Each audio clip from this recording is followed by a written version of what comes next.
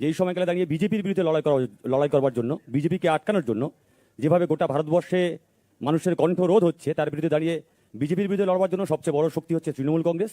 তাই আমি তৃণমূল কংগ্রেসের সঙ্গে এসছি, অভিষেক ব্যানার্জির সঙ্গে এসছি, মমতা ব্যানার্জির সঙ্গে এসছি।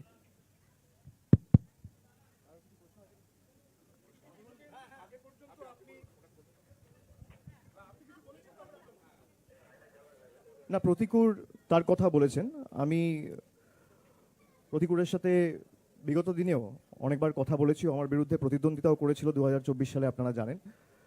ওর বাড়ি ডায়মন্ড হারবার 1 নম্বর ব্লকের বাসুলডাঙ্গা বলে একটা গ্রাম পঞ্চায়েত আছে, সেখানে। তো আমি দীর্ঘদিন ধরে ওকে দেখেছি, ওর কথা শুনেছি, সামনাসামনি আমার কোনোদিন দেখা হয়নি। এবং সিপিএম দলে যে কজন, বিশেষ করে এই প্রজন্মের যারা প্রতিনিধিরা লড়াই করছেন, আমি লড়াই করছেন কথাটা অত্যন্ত সচেতনভাবে ব্যবহার করছি। তার কারণ যেটুকু মিছিল মিটিং হয় এদেরকেই দেখা যায়, বাকি তো সিপিএম খালি টিভির পর্দায় রয়েছে আর সোশ্যাল মিডিয়ায় যত বিপ্লব। এবং পুরো ক্ষোভ বা তাদের যে আক্রমণটা, সেটা তৃণমূল কংগ্রেস, মমতা বন্দ্যোপাধ্যায় আমাকে তো করেই, কিন্তু শালীনতার একটা গণ্ডির মধ্যে থেকে কাজ করা এবং রাজনৈতিক লড়াইটা লড়া, কোনো মতে সেই শালীনতার গণ্ডি যাতে কেউ অতিক্রম না করে। আজকালকার দিনের যারা সিপিএমের প্রতিনিধিরা সোশ্যাল মিডিয়ায় বক্তব্য রাখছেন বা সমাজ মাধ্যমে বা সংবাদ মাধ্যমে যায়, তাদের অনেকের কথা আমি শুনি। ব্যক্তিগতভাবে আমি প্রতিকূলকে দেখেছি কোনোদিন তারা কোনো দলকে আক্রমণ করেনি। এবং বিজেপির বিরুদ্ধে আমাদের যে লড়াই, আমি যদি এসআইআর এর উদাহরণ নিয়ে বলি, যে আজকে এসআইআর বাংলা সহ 12টা রাজ্যে হচ্ছে। এই এসআইআর এর পদ্ধতিগত যে ত্রুটিগুলো রয়েছে, এগুলো নিয়ে যদি কেউ সরব হয়ে থাকে, একমাত্র তৃণমূল হয়েছে। গায়ের জোরে মানুষকে লাইনে দাঁড় করিয়ে জীবিত মানুষের নাম গায়ের জোরে কেটে দেওয়া, বাংলার ক্ষেত্রে নিয়ম আলাদা, বিহারের ক্ষেত্রে নিয়ম আলাদা। এই দ্বিচারিতা তো হতে পারে না। এর বিরুদ্ধে তৃণমূল কংগ্রেস যেভাবে কোর্টে, মাঠে, পার্লামেন্টের ভিতরে বাইরে লড়াই করেছে, সিপিএমও তো একটা রাজ্যে ক্ষমতায় রয়েছে, সিপিএমের এখানে অনেক নেতা রয়েছে, তাদের তো কেউ বারণ করেনি। আমাদের হাত শক্তিশালী করতে বলছি না, আপনারা পৃথকভাবে লড়ুন। কেরালায় তো তৃণমূল নেই, কেরালায় তো সিপিএম আছে, সেখানে সিপিএম নেতাদের ভূমিকা কি? আজকে যারা লেফট আইডিওলজি, বামপন্থার আদর্শ নিয়ে কথা বলে, নিজেদের বামপন্থী বলে দাবি করে, সিপিএমের আইডিওলজিটা কি? কোন আইডিওলজি বা কোন আদর্শের ভিত্তিতে বা বেসিসে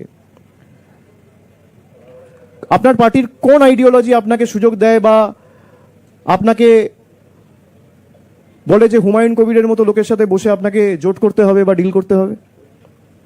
কোন আইডিওলজির ভিত্তিতে 2021 সালে, যেখানে আপনি কেরালায় কংগ্রেসের বিরুদ্ধে লড়াই করছেন, সেখানে একই সময়, একই দিনে, একই মাসে, একই সপ্তাহে, একই দিনে, একই টাইমে বাংলায় কংগ্রেসের সাথে লড়াই করছেন?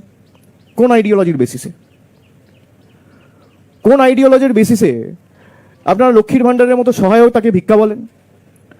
কোন আইডিওলজির বেসিসে একটা প্রান্তিক মানুষকে, যে সরকার চাল, ডাল, আর্থিক সাহায্য, সহযোগিতা পৌঁছে দিচ্ছে, তাদেরকে ভিক্ষুক বলেন বা ছোট করে, খাটো করে দেখেন?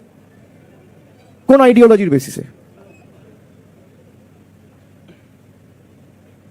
সিপিএম এর আইডিওলজি কি? অনেকে জিজ্ঞেস করে তৃণমূলের আইডিওলজি কি? আমাদের আইডিওলজি ওয়েলফেয়ারিজম। একটা প্রান্তিক মানুষকে সহযোগিতা, সাহায্যের হাত বাড়িয়ে দেওয়া, গ্রামের একদম প্রান্তিক এলাকায় যে দাঁড়িয়ে আছে সেও যেন পরিষেবা থেকে বঞ্চিত না হয়। মমতা ব্যানার্জি অপরাধ করেছেন, আমাদের সরকার অপরাধ করেছেন লক্ষ্মীর ভাণ্ডার দিয়ে, রাজ্যটাকে নাকি দেউলিয়া করে দিয়েছে। 34 বছর যারা ক্ষমতায় ছিল, ঋণের পরিসংখ্যান ছিল 2,04,000 কোটি টাকা, কাউকে তো ভাতাও দেননি, 2টো মাল্টি সুপার স্পেশালিটি হাসপাতাল করেননি, 4টে বিশ্ববিদ্যালয় করেননি।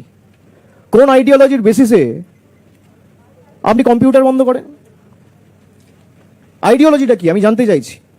আমার আইডিওলজি, আমাদের দলের আইডিওলজি আমাদের বলে যে কোনো মানুষকে পরিষেবা পৌঁছে দেওয়া, আর্থিক সাহায্য হোক, যেটুকু আমাদের সামর্থ্য রয়েছে, সীমাবদ্ধ ক্ষমতা রয়েছে, তার বেসিসে যতটুকু আমরা পারবো আমরা মানুষের পাশে দাঁড়াবো। মমতা ব্যানার্জি সরকার দাঁড়িয়েছে, অর্থ সরাসরি মানুষের হাতে পৌঁছে দিয়েছে। আপনাদের গাত্রদাহ কেন? গায়ে জ্বালা কেন?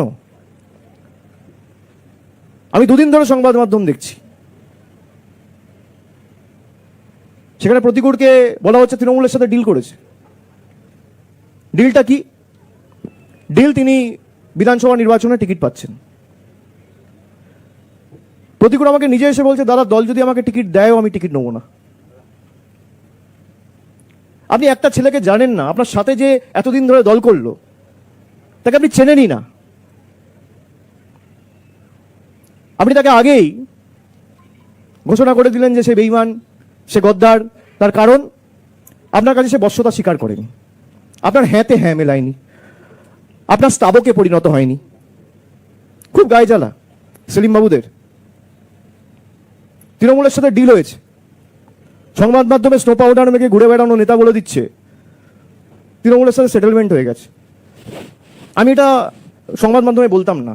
একদিকে 500 টাকা বেড়েছে লক্ষ্মীর ভান্ডারে, যেখানে 1000 থেকে হয়েছে 1500, আবার 1700, আর তার মাঝে আবার 1500 করে নতুন করে ভাতা জোর হয়েছে বাংলার বেকার যুবকদের পকেটে। যারা ইতিমধ্যে কৃষক বন্ধু বা অন্য কোনো প্রকল্পের টাকা পান না, তাদের বয়স যদি 21 থেকে 40 বছর বয়সের মধ্যে হয়, তারা সরকারি প্রকল্পের ভাতা পাবেন। আসছে একের পর এক বিস্তারিত খবরে এই মুহূর্তে সব থেকে বড় খবর, এবার দল বদল শুরু। আসছে ভোট, আর তার আগেই যখন দিনক্ষণ ঘোষণা হতে সময়ের অপেক্ষা, এর মাঝে একের পর এক দল থেকে তৃণমূলে যোগদান। কেউ কেউ আবার বিজেপিতে। বিরাট বড় খবর ইতিমধ্যে, বাম নেতা খিতির এক কন্যা তৃণমূলে, আর এক কন্যা এবার বিজেপিতে। বিরাট বড় খবর, একই ঘরের যেন দুই সেতু দুই দিকে। খিতি কন্যা কস্তির বিজেপিতে যোগদান করায় তৃণমূলের মুখপাত্র তন্ময় ঘোষ বলেন, বসুন্ধরা গোস্বামী দীর্ঘদিন ধরে আমাদের সঙ্গে রয়েছেন, কাজ করেছেন। গণতন্ত্রকে কোথায় যোগদান করবেন তাদের নিজস্ব বিষয়। কেউ যদি মনে করেন সাম্প্রদায়িক শক্তির সঙ্গে থাকবেন, তাই কস্তুরী বিজেপিতে যোগ দিয়েছেন। তবে আসন্ন বিধানসভা নির্বাচনে গেরুয়া শিবির তাকে প্রার্থী করবে কিনা তা নিয়ে জল্পনা চলছে। একই সঙ্গে উঠছে প্রশ্ন, একজন বাম নেতার দুই কন্যা অন্য দুই রাজনৈতিক শিবিরে যাওয়া নিয়েও আরএসপি তথা বামেরা কেন একজন প্রয়াত বাম নেতার দুই কন্যাকে তাদের সঙ্গে রাখতে পারলেন না, সেই প্রশ্ন এবার বারে বারে উঠছে। কাস্তরী বিজেপিতে যোগদান করায় তার দিদি বসুন্ধরা বলেন, এই নিয়ে আমার কিছু বলার নয়, হয়তো কোনো রাজনৈতিক লক্ষ্য ছিল, সেটা পূরণ করার জন্যই যোগদান করছে। এটা মানুষের ব্যক্তিগত বিষয় বা ব্যক্তিগত ব্যাপার। আমি কি বলবো, আমার সঙ্গে খুব একটা সদ্ভাব নেই, তাই আলোচনা কোনো প্রশ্নই নেই। আমার মাও জানতেন না, এমনই খবর এবার সামনে উঠে আসে। আর এর মাঝে সাক্ষাৎকারে মমতা বন্দ্যোপাধ্যায়কে নিয়ে একের পর এক বার্তা। বিরোধীদের সঙ্গে আগামী লড়াকু নেতা কে হতে পারে, বিরোধীদের মধ্যেই কার নাম উঠে আসবে, মমতা বন্দ্যোপাধ্যায়ের যা উত্তর ছিল তা চোখে পড়ার মতো। বিরোধী নেত্রী হিসেবে তার সুর ছিল চড়া, সরকারের চোখে আঙ্গুল দিয়ে দেখিয়ে দিতেন ঠিক ভুলের হিসাব, পশ্চিমবঙ্গ হোক কিংবা দিল্লি। বিরোধী নেত্রী হয়ে মমতা বন্দ্যোপাধ্যায়ের প্রতিবাদের শিরোনামে এসছে বাংলায় বারংবার। আর সেই মমতা বন্দ্যোপাধ্যায় আজ সরকারে, সেই প্রসঙ্গ উঠে সৌজন্যের সাক্ষাৎ আগামী কথা। তবে তার আগে দেখবো বাংলার সোনার দামের কি খবর, বাড়ছে নাকি সোনার দাম কমছে। এটা এমন একটা সোনালী ধাতু যা জানার জন্য মানুষের উদগ্রীব হয়ে থাকেন। দাম কত থাকছে দেখে নেব ইতিমধ্যে সোনার দাম কত। যেখানে খবর আসছে সোনার দাম ছিল গ্রাম প্রতি 15,310 টাকা সোমবার, মঙ্গলবার তা আরও কমে দাঁড়ালো 15,228 টাকা।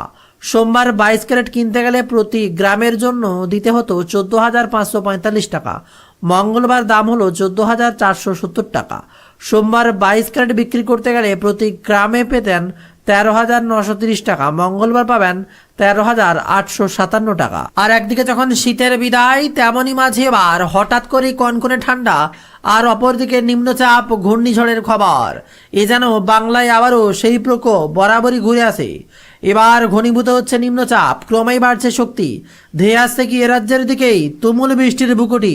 সাবধান হন, না হলে দুর্যোগে পদে পদে পড়বেন বিপদে। দুয়ারে বসন্ত, আর তার মাঝেই মন ভার করতে নিম্নচাপের খবর দিল আবহাওয়া অফিস। আলিপুর আবহাওয়া দপ্তরের বুলেটিন বলছে, দক্ষিণ বঙ্গোপসাগরে দানা বেঁধেছে নিম্নচাপ। দক্ষিণ পূর্ব বঙ্গোপসাগর এবং সংলগ্ন ভারত মহাসাগর এলাকায় ঘূর্ণবাতটি নিম্নচাপে পরিণত হয়েছে। বর্তমানে মধ্য দক্ষিণ বঙ্গোপসাগরে অবস্থান করছে সেটি। এরপর সেটি শক্তিশালী হয়ে উত্তর উত্তর পশ্চিম দিকে এগোবে। বেঙ্গল জব স্টাডি সংবাদ চ্যানেলে আপনাদের সকলকে জানাই স্বাগতম। ভোট আসতে এবার গোটা বাংলা উত্তাল, প্রকল্পের ছড়াছড়ি, চাকরি শিল্প নিয়ে একের পর এক কথা আওয়াজ তুলছে বিরোধীরা। প্রবেশ করলো বাংলায়, আসছে ভোট, আর তার আগে বিরাট বড় খবর, কেন্দ্র বাহিনী বাংলায় পৌঁছে গেল। আর তার সব থেকে বড় নমুনা পূর্ব মেদিনীপুর, কারণ সব থেকে বেশি কেন্দ্র বাহিনী পূর্ব মেদিনীপুরে, 14 কেন্দ্র বাহিনী পূর্ব মেদিনীপুরে, কলকাতায় 12 কেন্দ্র বাহিনী। ভবানীপুরে কে ক্ষমতায়?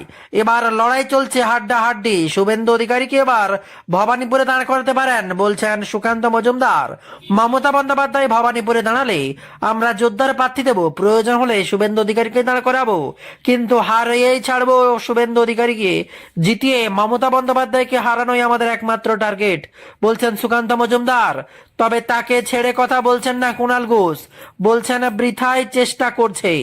বাংলায় এত কেন্দ্র বাহিনী বলে লাফানোর কিছু নেই।